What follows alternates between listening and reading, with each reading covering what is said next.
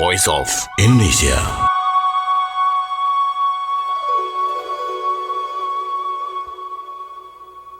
Voice of Indonesia from Indonesia to the world. Welcome back to me, Ahmad Faisal, at the program of special interview. And today we are going to interview Mr. Rajendra Aryal as representative or country director for Indonesia and Timor Leste on World Food Safety Day 2023.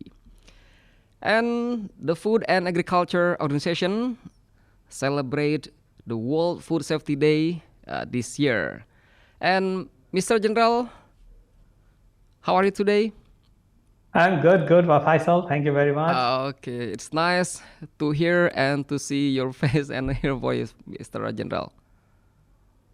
Thank you. Same here, Faisal. Thanks. Okay. Well, this year, the Food and Agriculture Organization celebrates the World Food Safety Day 2023. So how do you see this? Well, actually, this is an important day, that we all try to celebrate together, especially with those who have concerns over food safety. And we are launching the campaign in the media, including social media, to share the facts about, food safety that are concerning and need to be addressed urgently. There are actually more than 200 diseases that are caused by eating contaminated food, contaminated with bacteria, virus, parasites, or even chemical substances such as heavy metal. And children under 5 make up to 9% of the population, carrying 40% of the foodborne diseases. So on average, we can say that 1 in 10 people worldwide falls ill from the contaminated food each year. So this is the reason why this World Food Safety Day is very important, and we are celebrating in Indonesia. Okay, well, actually, every year it has different theme, to celebrate about the World Food Safety Day. So what about this year's theme, Mr. Rajendra?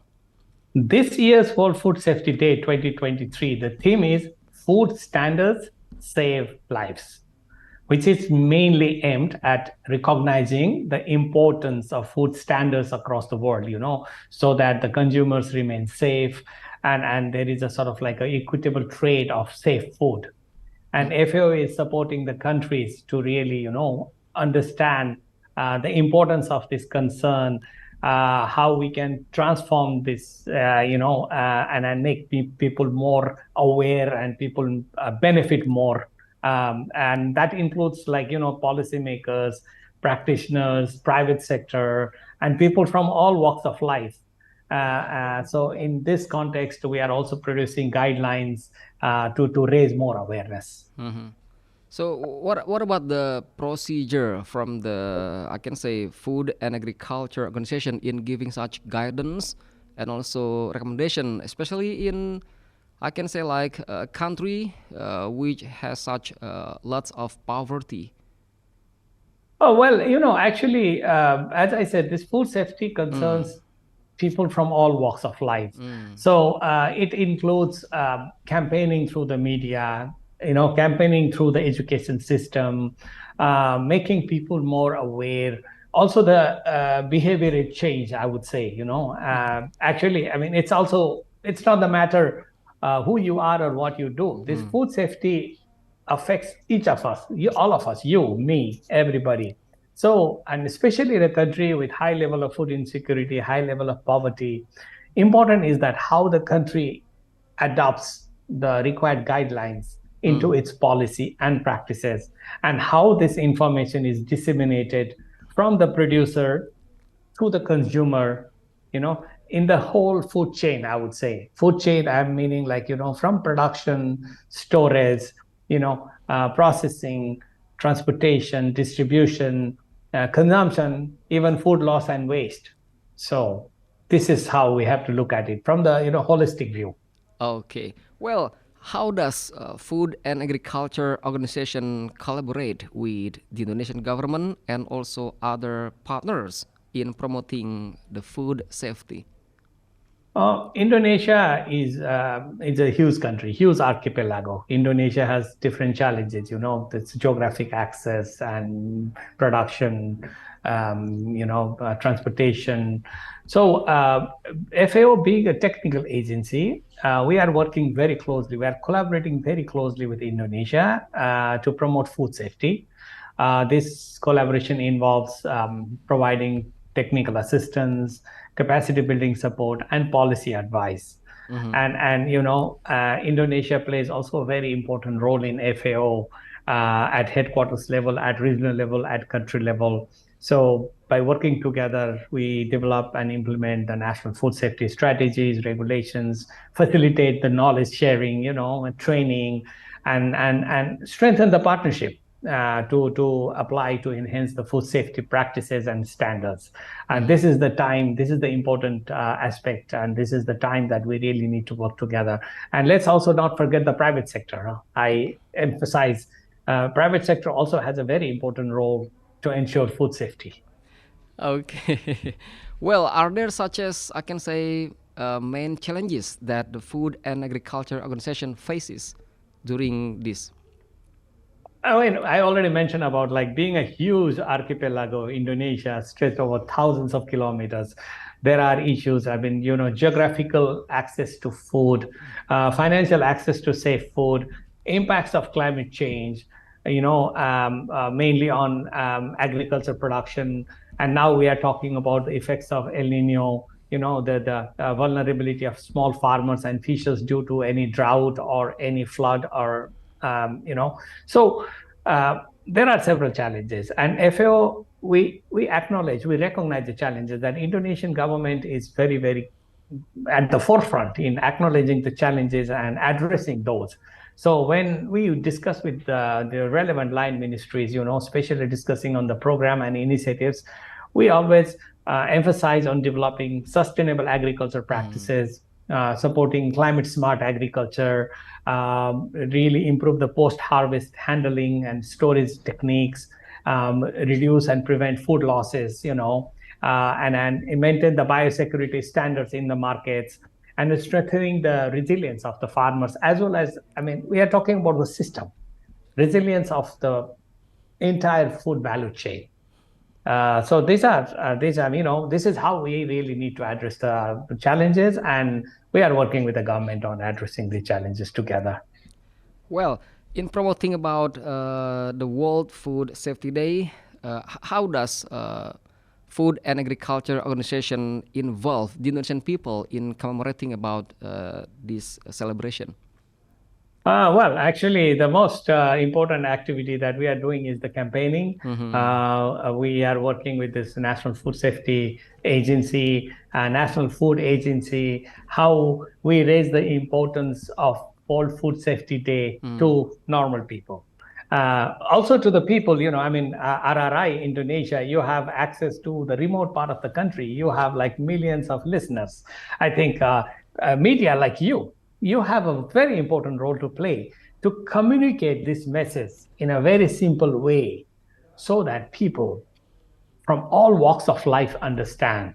So while FAO being technical agency working with the ministry at one level, but I would encourage, and I would propose to have a more strengthened partnership and collaboration with Radio Republic Indonesia to disseminate this message on food safety, the importance of food safety, the importance of the foodborne diseases, and how to produce, how to prevent, how to reduce the diseases. Mr. Rajendra, so far, what are the specific programs or projects that the Food and Agriculture Organizations running in Indonesia? Actually, we are working with the government of Indonesia with many line ministries, for example, with Bappenas, the National Ministry of National Development Planning. We are working on transforming this agri-food system, with Ministry of Agriculture on enhancing agriculture productivity, promoting sustainable farming practices, strengthening value chain, improving market access, and transboundary animal diseases. We always tend to forget the impacts of animal diseases on food security, food safety. So we are working very closely with the Ministry of Agriculture. At the same time, we are also working with the Ministry of Marine Affairs and Fisheries on aquaculture, inland fishery practices, traceability, also transboundary marine resources, how we can help the smallholder farmers and fishers. So these are the activities that we are implementing together. And with Ministry of Environment and Forestry also, we are working together on different matters related to climate change and biodiversity conservation. But I would like to also highlight the importance of the animal diseases. Nowadays, even the spread of transboundary animal diseases are very concerning in terms of food security and food safety.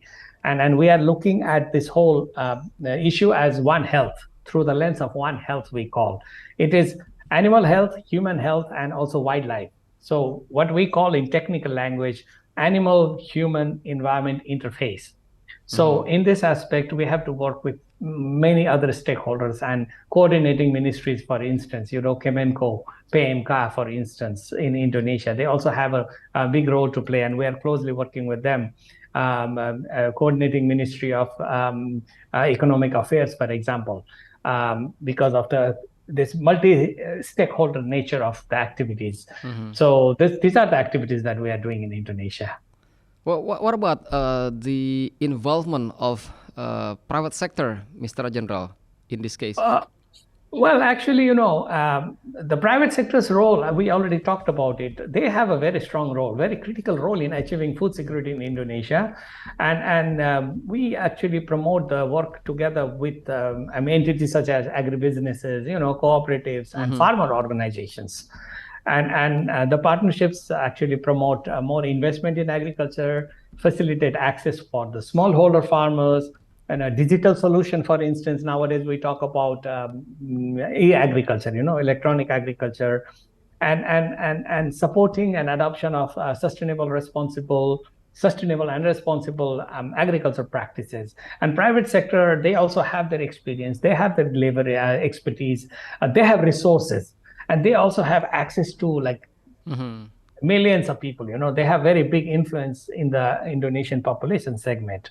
So, and good news is that now more and more private sectors are coming with commitment to work together, and aligning also their business strategies, practices, investments with the values and objectives to meet the 2030 agenda, the Sustainable Development Goal.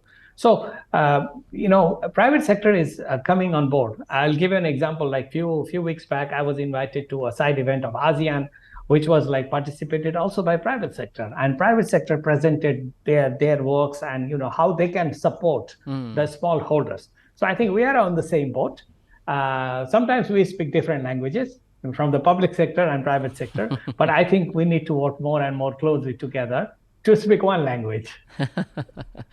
So far, what about the effort of Food and Agriculture Organization in I can say promoting sustainable agriculture in Indonesia? You see, we talked about agri-food system transformation, the entire agri-food system chain. Promoting sustainable agriculture is very closely linked to food security, and food security has become a top agenda. You saw the COVID-19 pandemic. Impacts of COVID-19 pandemic was not over, and we also have the impacts of climate change and this war in Ukraine. These are accumulating more and more issues. What we call 5F crisis. F: food, feed, fuel, fertilizer, and finance. So, what we are actually now doing together is how we can help Indonesia to support the adoption of climate smart agriculture practices, including sustainable land management, agroforestry, water efficient techniques, irrigation techniques, and all. So these practices help on one side to help the production, but also help sustainable agriculture practices, resilient food system. Looking again, as I like to use the word holistic approach. Looking holistically, at a higher level, and how we can help transform this whole agri-food system holistically to build a resilient, and food system in Indonesia, because Indonesia is the largest economy in Southeast Asia with population of like almost 28 billion. And another important element that we have been highlighting is also the urban food system and urban food security. Let's also remember the fact that there is a rural-urban migration in major cities in Asia, and Jakarta is one of them. And there are also cities like Surabaya, you see Medan. The population, there's a lot of rural people. A lot of rural people are moving to urban people. So urban food security is another issue. And when it comes to urban food security, food safety issue also comes up. They are interlinked, they are attached. Okay. Well, food waste is also the problem that should be overcome together. According to you, what concrete steps are needed to reduce food waste in Indonesia? I would say the steps are, at different level. There's coming to this food chain. We need to help improve the storage. First, harvesting itself. A lot of food is wasted lost during harvesting. So improving post-harvest technology, improving storage techniques, proper transportation, promoting efficient post-harvest management practices, implementing proper food labeling and traceability, and raising consumer awareness about food loss and waste. Also at consumption level, there is a very high level of food waste. And for that, we need to, raise the awareness, educate the people. And we at FAO, we are working closely with the member countries and also with the government of Indonesia, how we can provide the technical expertise we have to reduce the food loss. Also, at the marketing, like in the, sort of like a marketing aspect, actually, we are looking at the possibility of looking at some wet market in Jakarta, how to assess how the food is lost and wasted. But also we worked with the Ministry of Agriculture in the horticulture sector, the perishable products, the fruits, how quickly they can be wasted. So we are working on providing the policy guidelines to reduce food loss and waste through the food supply chain. But again, remember, the point is like from production to consumption. Food is lost and wasted at different levels, and we need to look through the whole food chain. Okay. Well, Mr. Rajendra, exactly when will the World Food Safety Day 2023 be celebrated? Could you please repeat the question? I think I missed it. When will the World Food Safety Day 2003 be? When? It's tomorrow, the 7th of June. So is it also every year we celebrate it every 7th June? It's celebrated on 7th of June. Okay. So the last question, Mr. Rajendra. Regarding this, what is your expectation on World Food Safety Day 2023? I think my expectation is that we will have better, safe and nutritious food available to everybody. We need to work together. FAO works, to promote food safety. Our aim is to reduce hunger and poverty and malnutrition, contributing to the 2030 agenda. So unless and until we all join our hands together, we cannot ensure food security. We cannot ensure food safety.